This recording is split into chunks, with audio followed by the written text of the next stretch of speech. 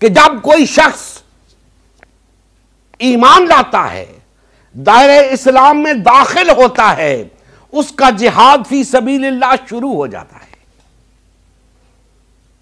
وہ جس دین پر ایمان لاتا ہے، اب اس پہ لازم ہو جاتا ہے کہ اس دین کی دعوت کو لے کر آگے چلے۔ اس کا یہ دین کی دعوت کو لے کر چل پڑنا جہاد فی سبیل اللہ ہے۔ اب اس دعوت کے دوران اسے ہزار مشکلات پیش آئیں گی، تکالیف اٹھانی پڑیں گی، اپنی صلاحیتیں صرف کرنی پڑیں گی، چلنا پڑے گا، بولنا پڑے گا، سننا پڑے گا، ملامت سننی پڑے گی، گالیاں کھانی پڑیں گی، مار کھانی پڑے گی، لوگوں کی بے شمار باتیں سننی پڑیں گی، تانے سننے پڑیں گے۔ یہ سب جہاد فی سبیل اللہ ہے، یہ سب جہاد فی سبیل اللہ ہے۔ کیوں؟ یہ سب وہ کیوں کر رہا ہے؟ یہ سب وہ کیوں کر رہا ہے؟ دین اس نے سنا، اسے پتا چلا کہ اسلام ایک دین ہے، اس نے اسلام کو قبول کر لیا۔ کیا یہ کافی نہ تھا؟ نہیں دوستان محترم، یہ کافی نہ تھا۔ اسی لیے دین قبول کرنے کے بعد اس کا جہاد فی سبیل اللہ شروع ہوا۔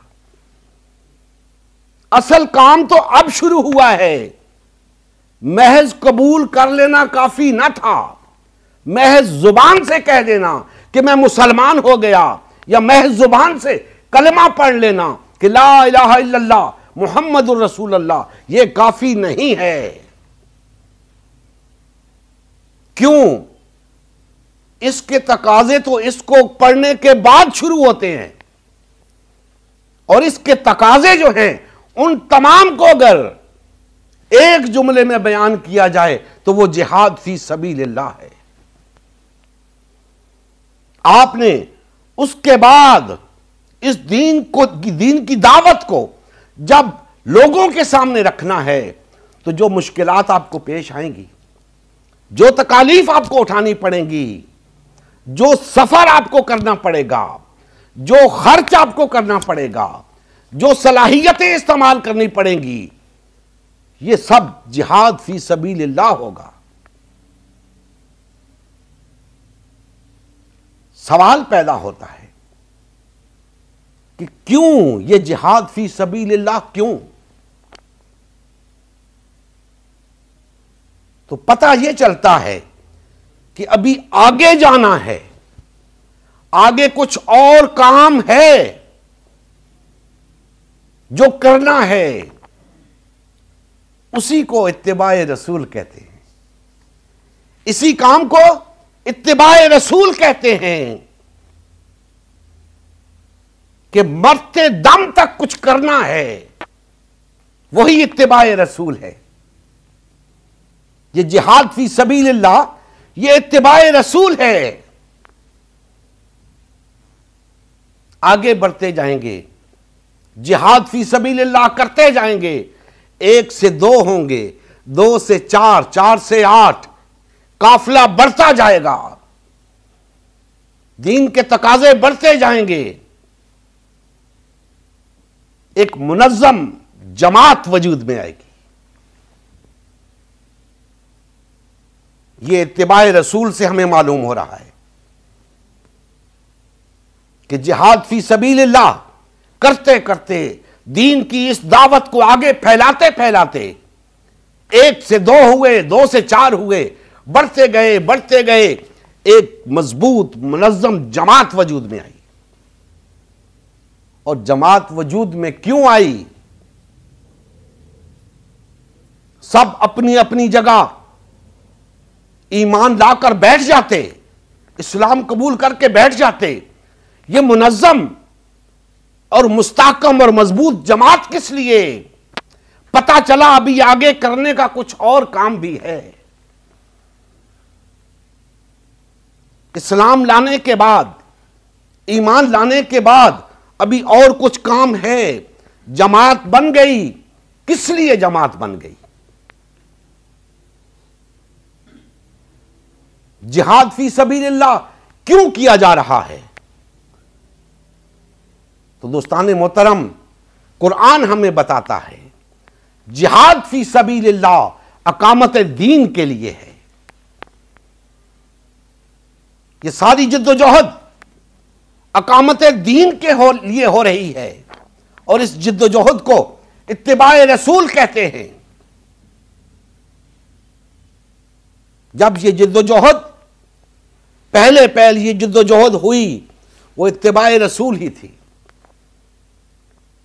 تو اب بھی اتباع رسول میں ہوگی۔ جہاد فی سبیل اللہ اقامت دین اسلام کے لیے ہے، جہاد فی سبیل اللہ شہادت علی الناس کے لیے ہے، جہاد فی سبیل اللہ امر بالمعروف و نہی عن المنکر کے لیے ہے، اور جہاد فی سبیل اللہ غلبہ دین اسلام کے لیے ہے۔ اب وہ جماعت پھلتی پھولتی رہی، مضبوط ہوتی رہی، لوگوں تک، انسانیت تک اس دعوت کو پہنچاتی رہی، جہاد فی سبیل اللہ کرتی رہی، اپنی صلاحیتیں استعمال کرتی رہی، اپنی توانائیاں صرف کرتی رہی، اپنا وقت اور مال خرچ کرتی رہی۔ یہی جہاد فی سبیل اللہ ہے۔ سمجھ لیں، اپنے ذہنوں میں بٹھا لیں، یہ جہاد فی سبیل اللہ ہے کہ اللہ کے دین کی اس دعوت کو، جس دین کو ہم نے قبول کیا ہے، اس دین کی دعوت کو آگے پھیلانا ہی جہاد فی سبیل اللہ ہے۔ جب تک کہ دین قائم نہیں ہو جاتا، جب تک کہ انسانیت کے اوپر ہم گواہ بن کے کھڑے نہیں ہو جاتے، جب تک کہ امر بالمعروف اور نہی عن المنکر کا فریضہ انجام نہیں دے دیا جاتا، جب تک کہ اللہ کا دین غالب نہیں آ جاتا، یہ جہاد فی سبیل اللہ چلتا رہے گا۔ اور دوستان محترم، آخری بات کہہ کے اپنے کنکلوژن کی طرف آتا ہوں کہ یہ تمام جو میں نے ایک سلسلہ بیان کیا، یہ اللہ کی محبت کا ذریعہ ہے، اللہ کی محبت کے حصول کا ذریعہ ہے۔ یہ کچھ کر کے ہم اللہ سے محبت رکھنے کے دعوے پر پورا اتر سکتے ہیں، اور اگر ہم اس دعوے پر پورے اتر گئے تو اللہ بھی ہم سے محبت رکھے گا۔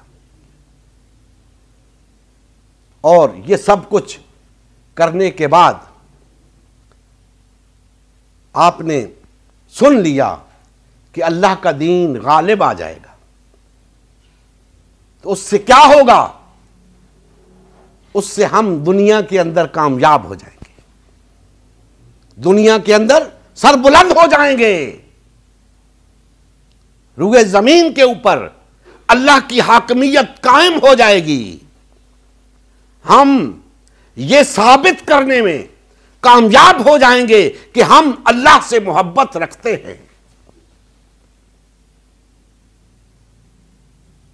لیکن ابھی ایک معاملہ باقی ہے کہ ہماری آخرت کا کیا بنے گا، ہماری آخرت کا کیا بنے گا؟ تو یاد رکھیں، آخرت کے لیے کچھ اور نہیں چاہیے، یہی کچھ چاہیے جو میں نے بیان کر دیا۔ یہی ایمان، یہی عمل صالح آخرت کی کامیابی کے لیے بھی درکار ہے۔ آخرت کے لیے کوئی اور ایمان، کوئی اور عمل صالح نہیں ہے۔ یہی اتباع رسول آپ کو دنیا میں بھی کامیاب کرے گی، آخرت میں بھی کامیاب کرے گی۔ اور اگر اتباع رسول سے محروم رہے تو دنیا میں بھی نامراد، آخرت میں بھی نامراد۔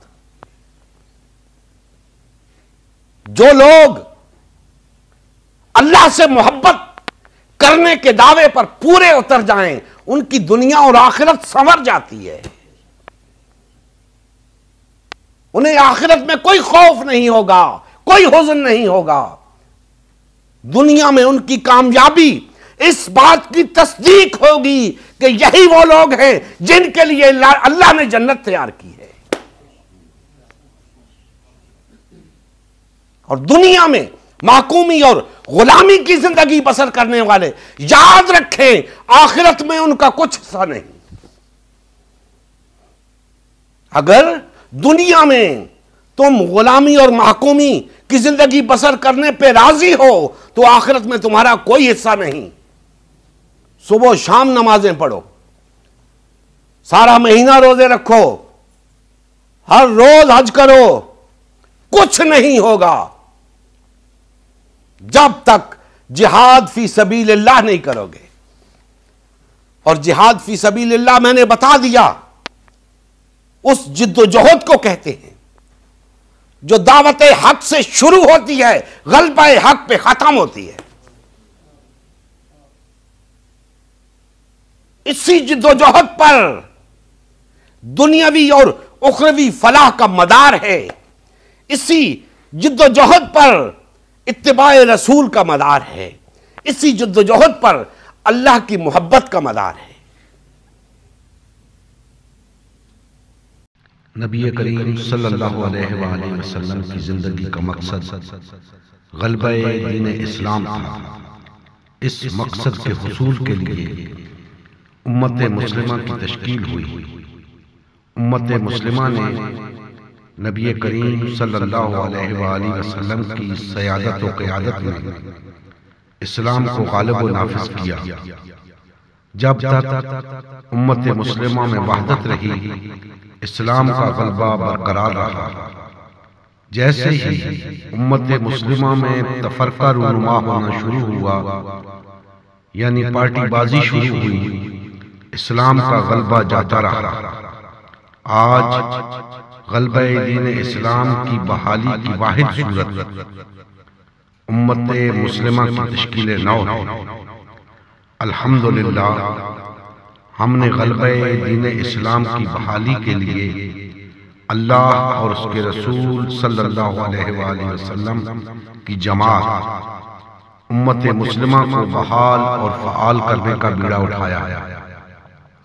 یہ فقط ہمارا ہی نہیں بلکہ تمام کلمہ گو افراد کا اولین فریضہ ہے کہ ہر قسم کے باطل اور طاغوتی نظام کے خلاف اٹھ کھڑے ہوں اور غلبہ دین اسلام کی بحالی کے لیے فرقہ واریت اور پارٹی بازی سے کنارہ کش ہو کر صرف اور صرف امت مسلمہ کو بحال اور فعال کرنے میں اپنا تن من دھن لگائیں. آئیے اس مشن کا حصہ بن کر دینی غیرت اور حمیت کا ثبوت دیتے ہوئے اپنا فرض منصبی ادا کیجیے. مزید تفصیل کے لیے ہمارا یوٹیوب چینل امت مسلمہ سبسکرائب کیجیے. ہمارا فیس بک پیج امت مسلمہ کی تشکیل نو لائک کیجیے. اس پیغام کو زیادہ سے زیادہ شیئر کیجیے. سوال و جواب یا فیڈ بیک کے لیے ہمارا واٹس ایپ گروپ یا میسنجر گروپ جوائن کیجیے یا اس نمبر پر رابطہ کیجیے. نمبر اور تمام لنکس ڈسکرپشن میں بھی موجود ہیں. جزاکم اللہ خیر.